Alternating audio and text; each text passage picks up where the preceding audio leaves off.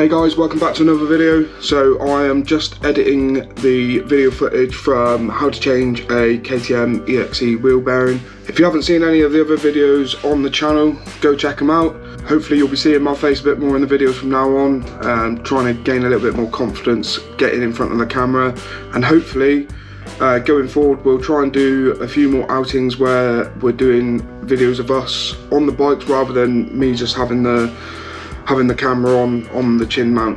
So yeah, cheers guys and hope you enjoy.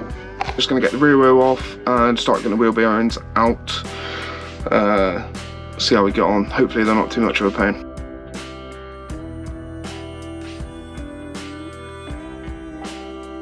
Right, wheel off, nice and quick.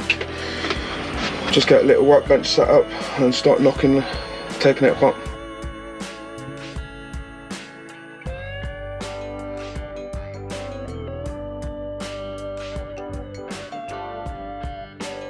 So for those of you that haven't taken one of these wheels apart before, if you look on websites like Trevor Pope, normally you can see they give you a schematic of how that light is so annoying. A schematic of how the wheel's broken down, but you've got a spacer on each side. Can't remember which side's got a Circlip, then a bearing, and then you've got the axle support tube in the middle. I don't know if that's what it's actually called, but yeah, or not. So I just use a bit of rebar. So that's the other side out. So it looks something like that. So all I do before I put them back in is give them a good clean up, and then spin the wheel over and do the same thing on the other side.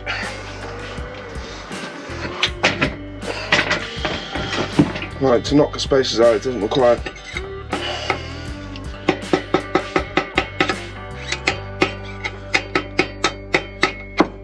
And that's the other one out.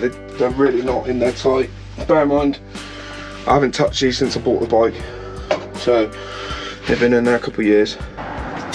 There we go. So dust seal will look a little bit like that.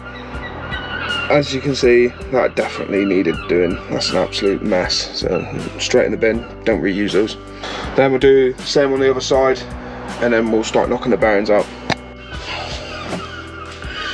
So with both the dust seals out, I've just got to put myself a little bit of threaded bar, pass it through the wheel until you can feel the edge of the bearing on the other side, and then I'll start gently tapping it as easy on both sides until it starts coming free.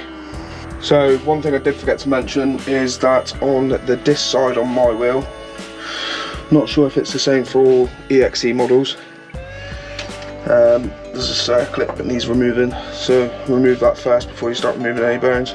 So be careful removing these. I'm covering it with my hand because sometimes they ping out. Luckily that one didn't. So something that looks like that, and it's just compressed to get it in place. So unlike, it's dropped on the floor so it's dirty, but unlike the other one, I'm struggling to turn that one, so absolutely add it. So I'm just going to clean everything up and then we'll get the new bearings in.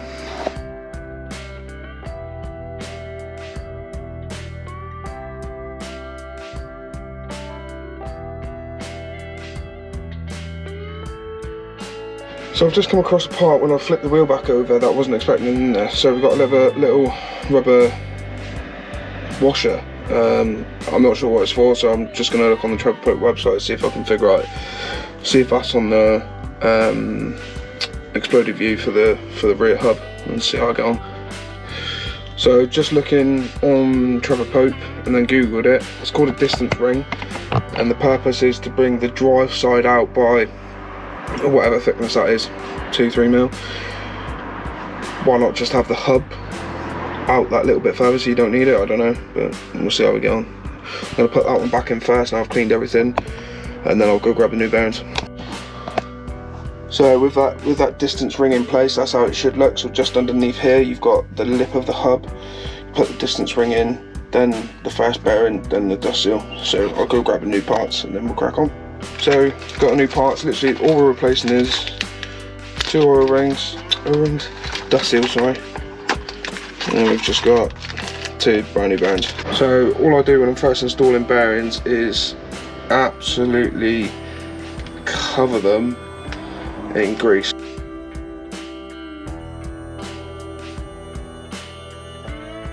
So I can't actually find the tube that I usually use, so what I've done is cleaned up one of the old bearings, and then I can use that to knock it all the way in. So now I need to find something that I can use on the outside, because you don't want to hit the inside race of the bearing, only the outside. So ideally you want a bigger socket than this. So I'm just going to see what I've got. Right, got the first bearing in, seated. You can hear when you hit the bottom. So I've got the duster in, I'm just cleaning up the spacer for this side now. Fully greasing up right and around there. Fully grease the bearing up, and then whack the bearing in again. So looks like that. Just going to give that a clean up and then we'll put it in. Right, so I've cleaned that one up. Just want to drop that one in and try and get it as centre as possible on the bearing that we've already put in. I've kind of just skipped a few bits, got the bearings on both sides, then put the spacers on, so it looks like this, and now it's ready to go back in the bike. So one mistake that I made, stupidly, but because I haven't changed wheel bearings in God knows how long, what I should have done is, and the best pointer that I can do for you guys is, put the Circlip side bearing in first, because that holds everything in place and then sets the distance of what you need. Hope this video was helpful. Let me know what you think, and I'll see you in the next one.